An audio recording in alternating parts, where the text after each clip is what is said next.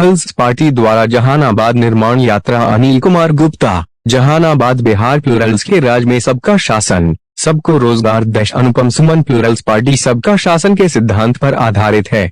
सबका शासन का मतलब है हर जाति, धर्म, क्षेत्र का प्रतिनिधित्व और सबको रोजगार। जब तक सभी युवाओं को बिना उनकी जाति धर्म देखे बिना रोजगार नहीं मिलेगा, जब तक लोगों के पास पैसा नहीं होगा, तब तक लोकतंत्र का कोई मतलब नहीं। और यह तब होगा जब प्लूरल्स की सरकार बनेगी, जब बिहार में हम व्यापक औद्योगिकरण करेंगे, जब हम 5 साल में हर साल 8 लाख स्थायी सरकारी नौकरी और 80 लाख प्राइवेट पैसे वाली नौकरी देंगे, जब हम बिहार को सच में नंबर 1 बना देंगे। ये बातें प्लूरल्स पार्टी के राष्ट्रीय महासचिव अनुपम सुमन ने जहानाबाद में निर्माण यात्रा के दौरान कही।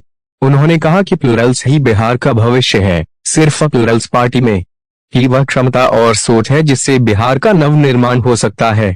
जब प्लूरल्स की सरकार बनेगी तभी बिहार का खोया गौरव वापस आएगा, उद्योग लगेंगे, नए शहर बनेंगे, रोजगार आएगा, अच्छी शिक्षा मिलेगी, मुफ्त चिकित्सा होगी। उन्होंने पंचायत से लेकर लोकसभा चुनाव तक में प्लूरल्स की ताकत का प्रदर्शन करने की बात कही। निर्माण यात्रा के दौरान प्लूरल्स पार्टी की भूमिका को रेखांकित करते हुए कहा कि हमें इस बात की खुशी है कि हमारी राजनीति के दबाव में अब जाति आधारित पार्टियां भी जाति धर्म मुक्त राजनीति की बात कर रही हैं। प्लूरल्स द्वारा रोजगार और उद्योग के मुद्दे को चुनावी घोषणा पत्र में शामिल करने की होड़ लगी हुई थी।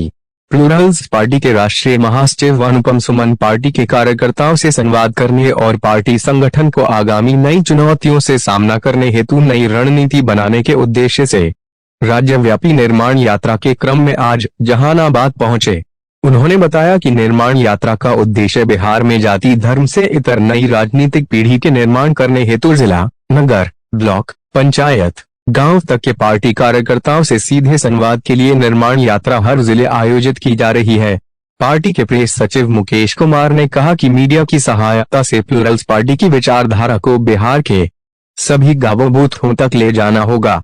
उन्होंने सोशल मीडिया पार्टी होने के आरोप का खंडन करते हुए कहा कि हमारी पार्टी जमीन पर भी है और पानी में भी। यह प्लूरल्स पार्टी के दबाव का ही असर है कि हवाई सर्वे करने वाले मुख्यमंत्री को जमीन पर उतरना पड़ा। बिहार प्रदेश उपाध्यक्ष अब्दुल्ला जमाल मलिक ने कहा कि प्लूरल्स एक साफ सुथरी राजनीति का प्रतीक बनकर उभरी है जो बिहार बदलने को प्रतिबद्ध है। यह परिवर्तन का प्रतीक बनकर उभरी है। उन्होंने बिहारियों का आह्वान किया कि पार्टी से जुड़े और बिहार के नव निर्माण में भागीदारी सुनिश्चित करें। जिलाध्यक्ष राकेश कुमार ने बताया कि प्लूरल्स के माध्यम से बिहार को पहली बार एक ऐसी राजनीतिक पार्टी का मंच मिला है जहां सबका शासन महज नारा नहीं एक वास्तविकता है। जिला सचिव रवीश भारती ने कहा कि प्लूरल्स पार्टी बेहतर बिहार हेतु प्रतिबद्ध है।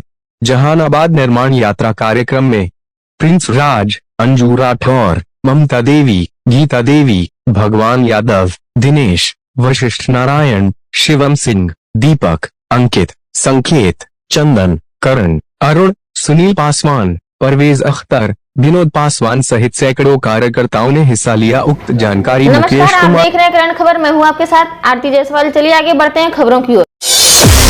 एक विजन वाले विकल्प की आवश्यकता है जो न तो महागठबंधन में चाहे वो लालू जी हो और कांग्रेस हो उनकी भ्रष्ट नीति हो, चाहे नीतीश जी का एनडीए में नकली सुशासन हो, या मोदी जी के नेतृत्व में जो भारतीय जनता पार्टी है जो कि बिहार में तो नेतृत्वहीन पार्टी है, चाहे उनकी विभाजनकारी नीति हो, इन सब से अब आगे बढ़ करके देखना होगा, तभी बिहार में बदलाव संभव।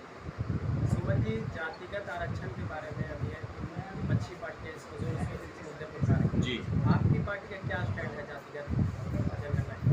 हमारी पार्टी का स्टैंड बहुत स्पष्ट है। हम यह चाहते हैं कि हाँ, जातिगत जनगणना होनी चाहिए, लेकिन हम चाहते हैं कि यह गणना सिर्फ क्वांटिटेटिव ना हो, क्वालिटेटिव। देखिए, सूचना क्रांति का युग है, सूचनाएं पसरी हुई है हर जगह पूरे विश्व में और हर बात की सूचना होनी चाहिए। जाति और धर्म भारतीय समाज का तो यथार्थ है और सिर्फ ये बिहार यूपी की बात नहीं है, दक्षिण भारत के राज्यों में भी यही स्थिति है और हर जाति और हर धर्म का सम्मान भी होना चाहिए। तो अगर इस बात की जानकारी मिलती है कि किस जाति के कितने लोग हैं, इसमें कोई दिक्कत वाली बात नहीं है, दिक्कत उसके बाद शुरू होती है। हमारी मांग यह है कि यह गणना सिर्फ संख्यात्मक नहीं होनी चाहिए, गुणात्मक भी होनी चाहिए, क्वालिटेटिव।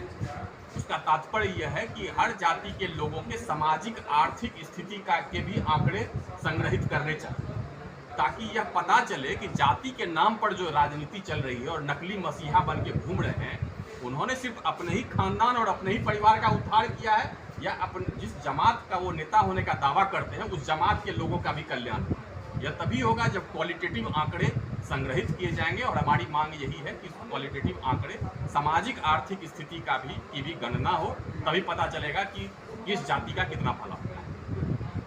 चल रही है मेरे नेतृत्व में, और मैं पार्टी के महासचिव के रूप में बिहार के हर जिले में जा रहा हूँ। जैसा कि आप लोगों को ज्ञात है कि विगत वर्ष 2020 मार्च में इस पार्टी की स्थापना हुई थी, प्लुरल्स पार्टी की, एक नए उद्देश्य के साथ, एक नई राजनीति के साथ। और पिछला बिहार विधानसभा चुनाव हम लोगों ने लड़ा भी था।